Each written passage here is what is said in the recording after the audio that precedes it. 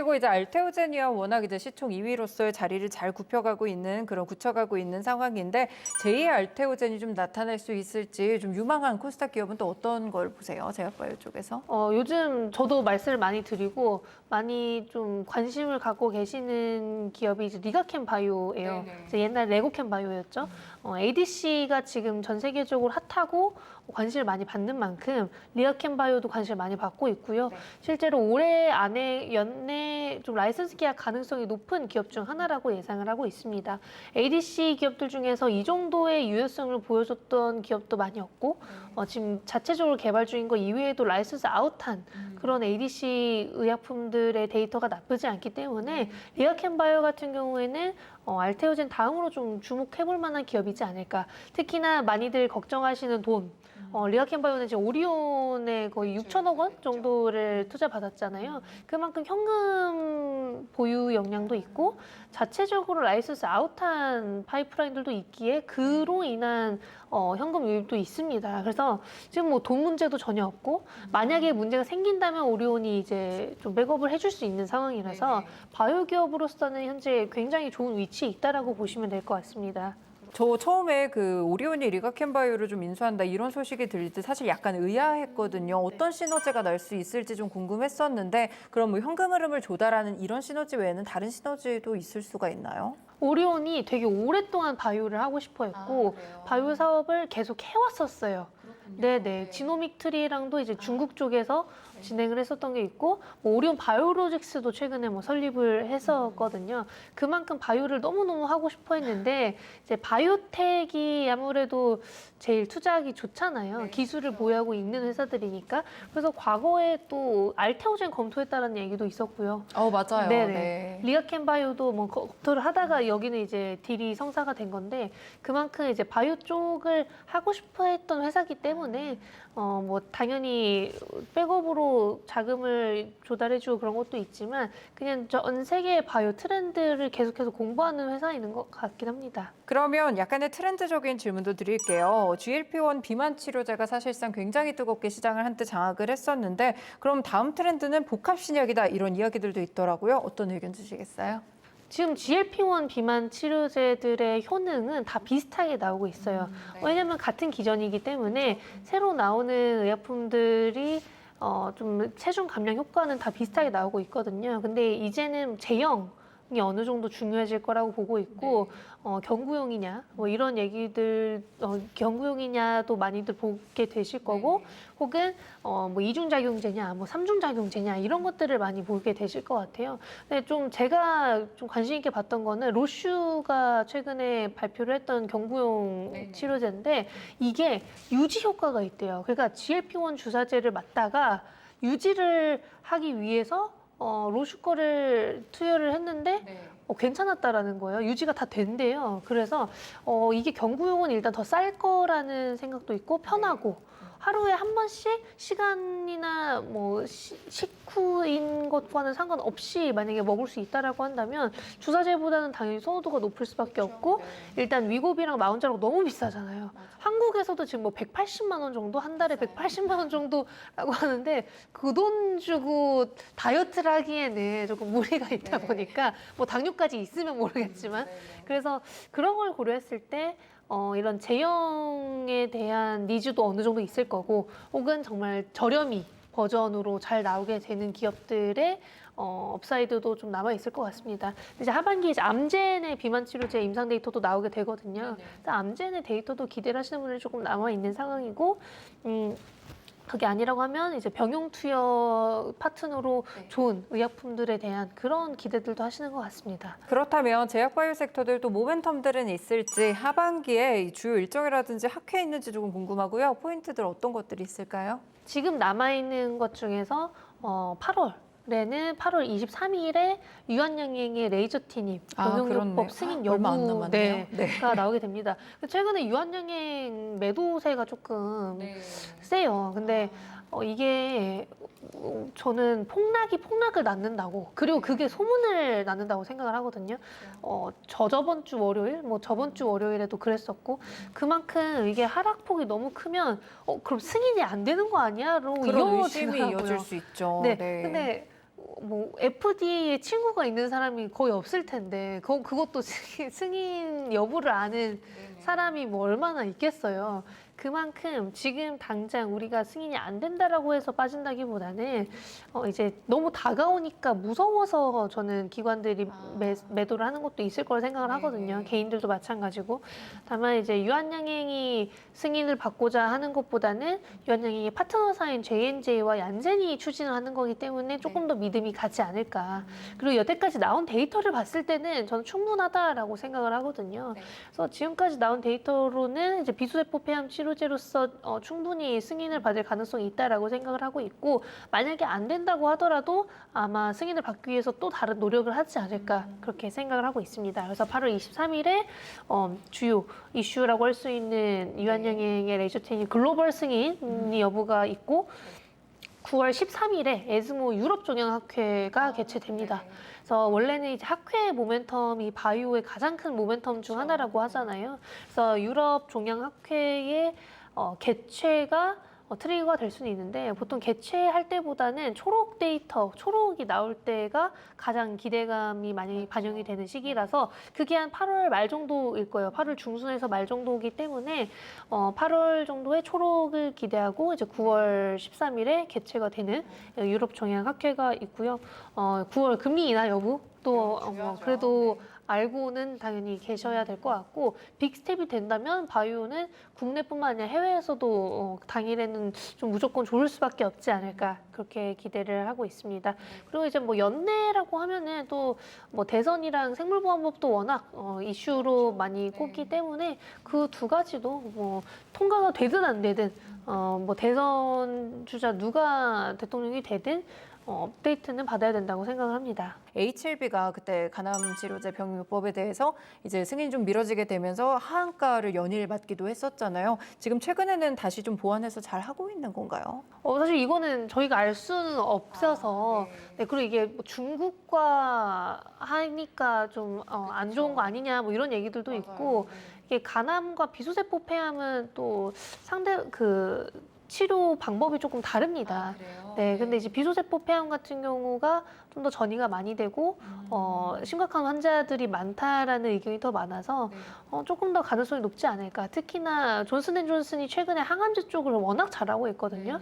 그리고 실적 발표 때 레이저 티닙을 글로벌 5조 이상 팔 수 있는 의약품 중 하나로 꼽을 만큼 지금 유한양행의 레이저 티닙에 대한 기대감은 우리나라뿐만 아니라 존슨앤존슨도 어느 정도 갖고 있다라고 보시면 될 것 같습니다. 네, 제약바이오 섹터 저희가 지금 계속 훑어보고 있는데 뭐 금리 인하 기대감이라든지 미국 대선이라든지 굉장히 매력적인 섹터라는 생각이 듭니다.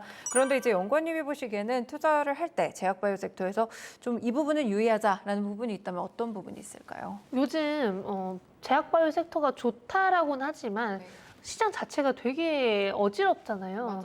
네, 이게 뭐 엄청 일반적인 시장은 아닌 것 같아서 이런 상황에서는 테마성이 짙은 기업들보다는 그래도 돈이 어느 정도 있거나 뭐 자금 조달을 이미 끝마쳐서 더 이상 지금 당장 올해 안 해도 되는 그런 기업들 위주로 보시는 게 좋을 것 같고요. 그게 아니라고 한다면 연내 큰 모멘텀이 있는 기업들. 그러니까 바이오는 자체 파이프라인이든 라이선스 아웃한 의약품이든 임상 데이터를 발표를 해줘야만 기업의 가치가 유지가 돼요. 그래서 임상 데이터 발표를 앞두고 있는 기업들이거나 혹은 빅파마와의 거래를 한 이력이 있거나 거래 가능성이 정말 높은 기업들 위주로만 봐야 되지, 이제는 뭐 옛날처럼 뭐 1,000억 혹은 그 이하의 기업들보다는 조금 더 안전한 기업들에 대한 선호도가 훨씬 더 높아진 것 같습니다. 특히 코로나 이후로 더 그렇게 된 것 같아요. 그래서 어느 정도 옥석가리기가 끝났다라는 생각을 하고 있고, 그래서 실적이 나오는 바이오 기업들도 오히려 더 대장 기업들로 지금 각광을 받고 있는 것이지 않을까. 삼성바이오틱스, 뭐 유한양행, SK바이오팜, 알테오젠 다 실적이 나오잖아요. 오늘 또 최근에 또 실적 발표한 기업 중에서 에이프릴바이오도 흑자 전환을 했거든요. 그만큼 라이선스 계약을 좀 꾸준히 한 기업들은 돈이 어느 정도 있기 때문에 그런 기업들은 이제는 조금 우려가 옛날만큼은 없는 기업들이고, 돈을 벌 수 있는 기업들 위주로 보시는 게 제일 좋지 않을까 그렇게 말씀을 드리고 싶습니다. 이렇게 제약바이오 섹터들 하나하나 좀 커다란 기업들이 좀 좋은 흐름을 보이게 된다면 사실상 뭐 좀 중소형 기업들에게 낙수 효과도 어느 정도는 기대해 볼 만도 한데 그거는 그럼 좀 어렵다는 말씀이실까요? 제가 말씀드린 거는 너무너무 작은 기업들 중에서 네. 돈이 많이 없는 기업들을 말씀드린 거고요. 네. 그런 게 아니라고 한다면 원래 바이오도 대장 기업들의 실적이 잘 나오고 대장 기업들이 잘할 때 그 아랫단에 있는 기업들도 굉장히 좋아지는 네. 경우가 많아요. 왜냐면 섹터 자체에 좋은 영향을 주기 때문에 지금 상황에서는 이제 바이오 섹터 자체가 좋은 상황이고 그래서 바이오 섹터에 대한 기대감이나 긍정적인 요소들이 많은 시기입니다. 그래서 뭐 작은 기업들을 보지 마시라라기보다는 그래도 작더라도 현금 보유가 된 기업들도 있을 것이고 혹은 이미 자금 조달을 해놓은 기업들이라고 한다면 뭐 1년 내로 안 할 거 아니에요. 근데 어차피 자금 조달을 하게 되면 하락할 가능성이 높기 때문에 그런 것들을 어느 정도 본 상황에서 투자를 하시는 게 맞지 않을까. 그리고 모멘텀이 너무 없는 기업들은 또 이게 걱정만 하다가 끝날 수가 있어서 그런 관점으로 보시는 게 제일 좋을 것 같습니다. 일단 좀 몇 가지를 다 들어봤고요. 저희가 약간 이제 그동안 지금 이야기를 쭉 나누면서 좀 언급되지 않았던 기업들 위주에서 이 실적 나왔던 SK 바이오팜도 최근에 주가가 좀 좋았어요. SK 바이오팜은 좀 어떤 부분이 좋다고 보시나요? SK 바이오팜도 2분기 실적이 너무 잘 나왔어요. 기대치 대비 훨씬 더 잘 나온 실적을 발표했는데 그럴 수 있었던 가장 큰 이유는 뇌전증 신약인 엑스코프리, 엑스코프리를 SK 바이오팜이 후보 물질 단계부터 FDA 신약 승인 그리고 미국 직접 판매까지 직접 다 하거든요. 그러니까 마진율이 너무 좋은 거예요. GP 마진이 95% 정도라고 해요. 그만큼 우리가 바이오시밀러를 개발해서 팔든 혹은 남의 의약품을 팔든 이 정도의 매출이 나올 수가 없는 거예요. 빅파마들이 왜 그렇게 돈이 많겠어요? 자기가 개발한 의약품을 파니까 마진율이 너무 높기 때문입니다. 그래서 그런 걸 직접 파는 기업들이 결국엔 돈을 벌게 되는 구조인 거고 SK바이오팜이 우리나라에서는 최초로 그걸 성공시킨 회사라고 할 수 있고요. 항암제가 아니라서 이제 처음에는 다들 관심이 없었던 것 같아요.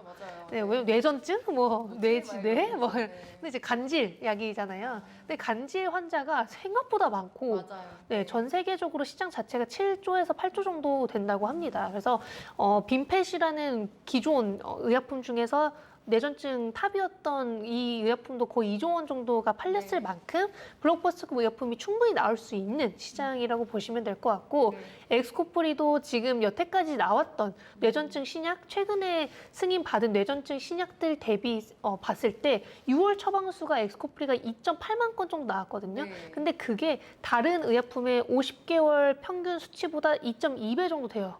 네, 그만큼 코로나 시기에 승인을 받았지만 약이 좋으니까 그래도 많이 올라올 수 있었던 그런 약입니다. 근데 이제 코로나도 끝났고 미국 쪽에 영업망을 구축해 놓은 상황에서 엑스코프리 매출액은 지속적으로 올라갈 수밖에 없는 상황이라고 저는 생각을 하고 있고 말씀드렸다시피 마진율이 너무 좋잖아요. 근데 SK바이오팜은 고정 금액이 그 나가는 판관비가 고정입니다. 그러니까 엑스코프리의 매출액이 올라갈수록 그쵸 마진율이 좋아질 수밖에 없는 거고 SK바이오팜 같은 경우에도 최근에 뭐 이것만 한 게 아니라 다음에 출시할 뇌전증 약도 내년쯤에는 삼상이 다 끝나기 때문에 카리스파메이트라는 뇌전증 약의 승인 여부도 아무래도 내년에 있고 거기에 최근에 방사성 의약품이 전 세계적으로 너무 핫한데 방사성 의약품을 물질 도입도 하고 원료도 옛날에 테라파워로부터 도입을 한 바가 있어서 방사성 의약품 쪽을 빅파마들이 선제적으로 하기 전부터 관심을 가졌던 만큼 차세대 성장 동력도 지금 충분히 보유하고 있는 회사입니다. 그래서 이제는 엑스코프리는 캐시카우로 그리고 나머지는 성장 동력으로 가져갈 수 있는 그런 빅파마 중 하나가 되지 않았을까. 국내에서는 어느 정도의 좀 대장 기업 중 하나가 된 거라고 생각을 합니다. 네, 알겠습니다. 오늘 이렇게 제약바이오 섹터에 대해서 정말 다양한 의견들을 나눠봤는데요.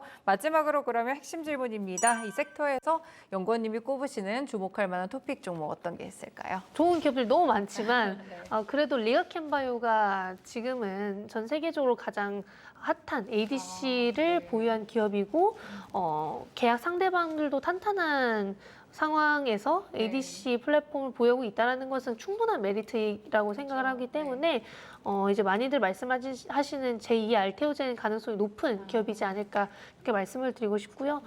제가 누누이 말씀드리는 그 돈, 자금 여력도 충분한 기업이라서 그런 부분에 대한 우려도 없을 것 같습니다. 그래서 레아켐바이오도 지속적으로 임상 데이터를 발표하는 기업이기 때문에 그로 인한 기대감 그리고 연내 ADC 관련된 승인 여부, 그 라이선스 계약 추가 여부도 가능하지 않을까 그렇게 기대를 하고 있습니다. 그 외에는 이제 생물보안법 관점에서 삼성바이오직스랑 ST팜도 언급을 드리긴 합니다만 생물보안법만으로 막 보기에는 조금 어렵기 때문에 하반기 실적까지 보신다면 실적을 기대하고 본다면 이제 삼성바이오직스와 ST팜 정도도 나쁘지 않겠다라고 말씀을 드리고 있습니다. 사실 밸류적인 측면이 괜찮을지 좀 걱정이 되기는 해요. 반영이 충분히 되진 않았을까요? 근데 요즘에는 오르는 기업들이 더 오르더라고요.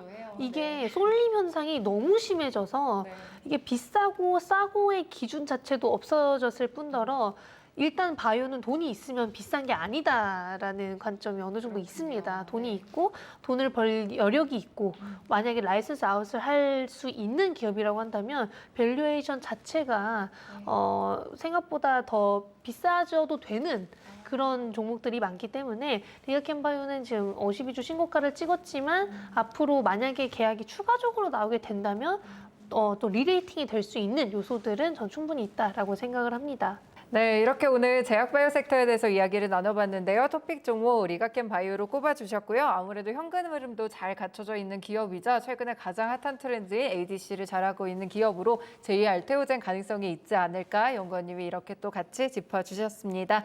네, 연구원님 오늘 말씀 여기까지 듣겠습니다. 고맙습니다. 감사합니다. 네, 이렇게 오늘 강하나 연구원과 함께 했고요. 점상 아카데미 제약바이오 시간이었습니다.